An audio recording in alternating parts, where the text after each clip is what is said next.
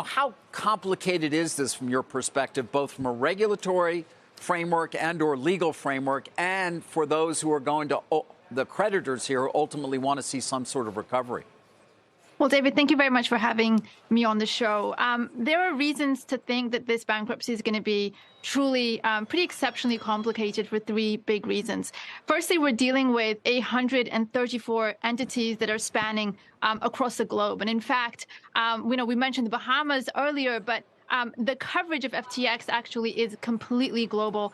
And that presents a lot of problems for the U.S., in particular having to coordinate across multiple jurisdictions when it comes to figuring out where the assets are and being able to get recoveries for creditors. But it also imposes other problems because one has to coordinate with different courts, and many of them have different rules, particularly with respect to things like maintaining assets within their own jurisdictions for creditors within their own countries. So that creates a problem in and of itself. But there's some deeper problems here too, which comes from locating the assets themselves. Now, as we saw over the weekend, there was a big hack at FTX, what looked like a hack, around $470 million. These are problems that are going to come up, trying to locate the assets, figuring out how to control them and secure them. And then there's the question of valuation, which is central to almost any bankruptcy of this nature. And valuation here is going to raise exceptionally novel questions of law when it comes to thinking about cryptocurrencies, how to value potentially very illiquid crypto tokens, right, and what that means for going concern value. Is that one of the main reasons why we have such a yawning gap in terms of 10 to 50 billion in liabilities? That's certainly one of them, but there's also just a huge amount of opacity. This is like a drama that's unfolding in real time, and we're finding out new things about the balance sheet almost every day. Now, over the weekend, for example, it emerged that, according to a report by the Financial Times, that the balance sheet of Alameda had approximately of FTX at around 900 million easily sellable liquid assets to deal with $9 billion worth of liabilities. In addition, part of the balance sheet included a token called Serum that was valued at $2.2 billion when the market cap is somewhere around $80 million. And so, these are questions that relate to opacity. They're questions that relate to valuing very novel assets that trade in illiquid markets. In addition, we are in a crypto market that is also now evolving in response to the FTX crisis. Trading conditions are becoming exceptionally tough.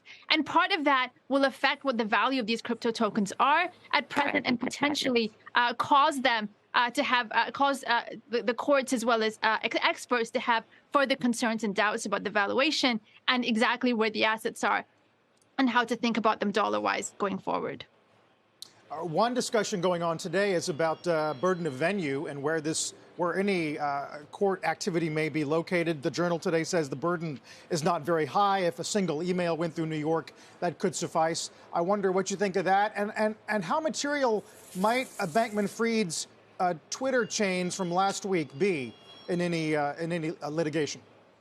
Look, I mean, I think in terms of venue, the bankruptcy has been filed in Delaware. It is an extremely expert jurisdiction. It has some of the best judges in the country. It has some of the best insolvency practitioners and experts in the country. But at the same time, that doesn't take away from the fact that we're dealing with an incredibly complicated org structure.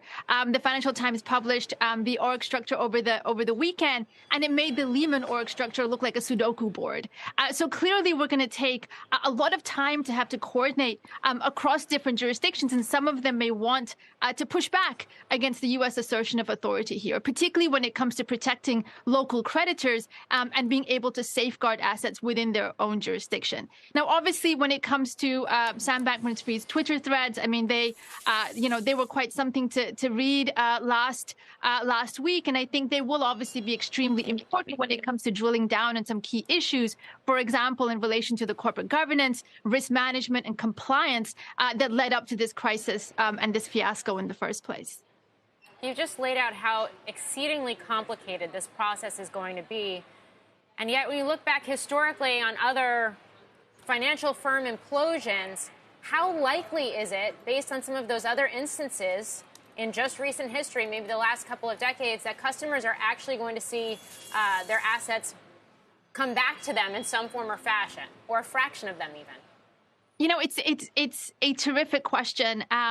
And I don't have a great answer to that. I think, there are a couple of things to look at, which is that, when you look at the person in charge just now, Mr. John Ray III, who actually managed the Enron resolution, he managed to get back 50 cents on the dollar to creditors at the time. But at the same time, there are many bankruptcies that result in very limited recoveries for the creditors. And here I think there's a particular issue, which is that the balance sheet looks like it has just an enormous hole in it.